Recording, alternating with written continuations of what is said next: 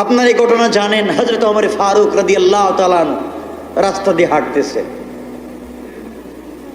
প্রচুর তৃষ্ণা পেয়েছে, হাঁটতে হাঁটতে হাঁটতে হাঁটতে অনেক দূর পর্যন্ত পৌঁছে গিয়েছে।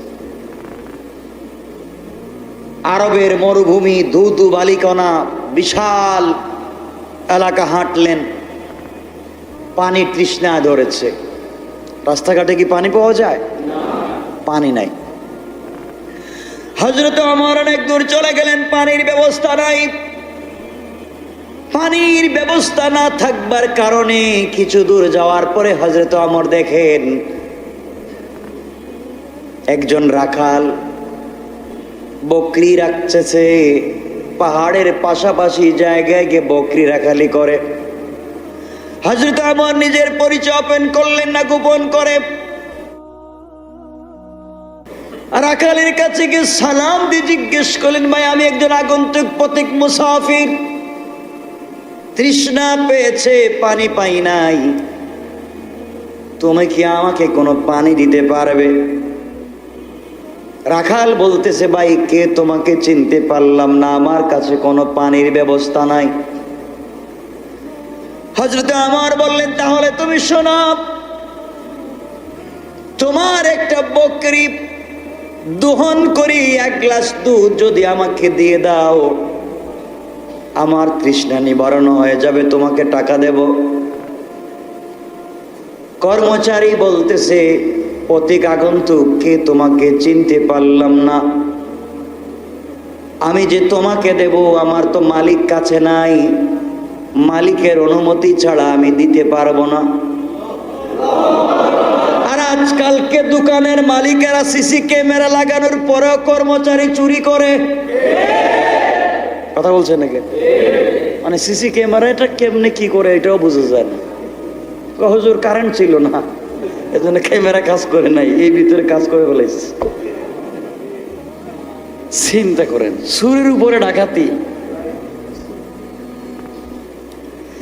আমার বন্ধুগণ, হযরত ওমর বললেন, তাহলে একটা বকরি আমার কাছে বিক্রি করে ফেলা। রাখাল বলতেছে, বকরি বিক্রি করব, মালিকের অনুমতি নাই। হযরত ওমর বললেন, তুমি মালিককে গিয়ে বলবে জঙ্গল থেকে বাঘ এসে খেয়ে ফেলেছে। এমন সময় রাখাল বলতেছে, খবরদার আগন্তুক, আর কথা বাড়াবো না।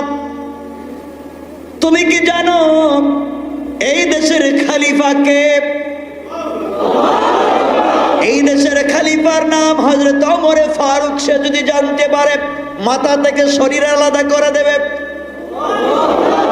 ওমর ফারুক নিজের পরিচয় গোপন করে বললেন, ভাই রে, ওই জায়গায় তো ওমর নাই, ওই জায়গায় তো ওমর নাই, তোমার মালিকও নাই, দিয়ে দাও। রাখাল বলতেছে, যুবক তোমাকে চিনতে পারলাম না, খলিফাও নাই, আমার মালিকও নাই, কিন্তু খলিফার মালিক, মালিকের মালিক আল্লাহ তো দেখতেছে।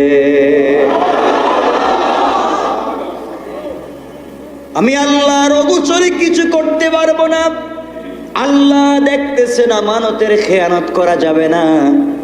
আমার বন্ধুগণ, আর আজকালকে কিছু লোক মসজিদের ভিতরে গিয়েও চুরি করে, মসজিদের ফ্যান চুরি করে নিয়ে যায়, নিয়ে যায় না?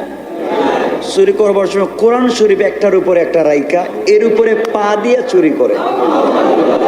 নাউজুবিল্লাহ, আরো আসতে বলেন। যারা করে এগুলা মানুষ না, এগুলার হাত পা ঠিকই আছে, এগুলা হাত পায়ের মানুষ না, এগুলা জানোয়ার। কি পরিবর্তন হয়ে গেল চরিত্রের, একজন রাখালের চরিত্রের পরিবর্তন হয়েছে,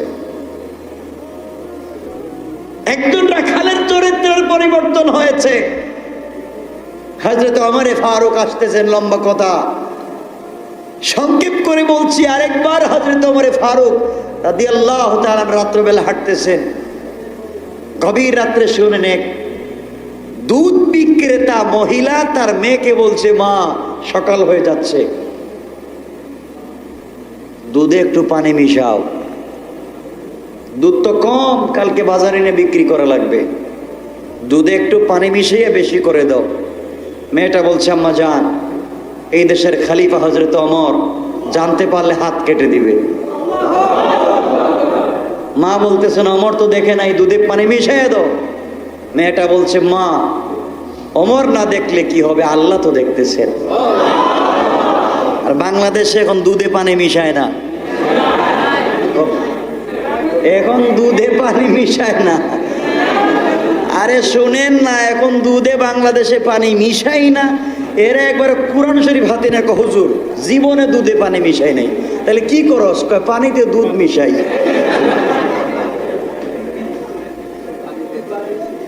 আর এখন দুধে পানি মিশায় না, এই দায়িত্ব বাদ দিস।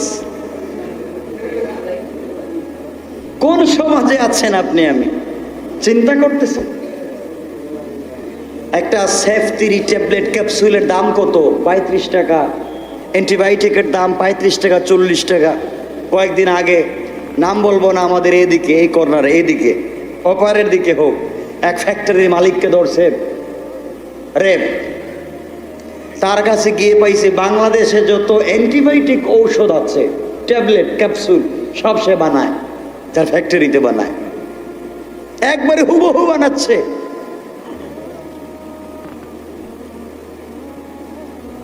তাকে ধরে নিয়ে আসতেছে, কোর্টে নিয়ে আসবে।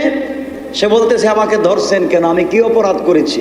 বলে, এটা কি অপরাধ করেছো? এগুলো ঔষধ খাওয়ার পরে কি মানুষ বাঁচবে? একটাও বাঁচবে না। কি ঔষধ তোমার? তোমার কিচ্ছু নাই, কোনো কোম্পানির কিচ্ছু নাই, বিএসটি এর সিল নাই, কোথার থেকে নিয়ে আসছে এটা? তোমার ওষুধ খাইলে তো মানুষ মরে যাব।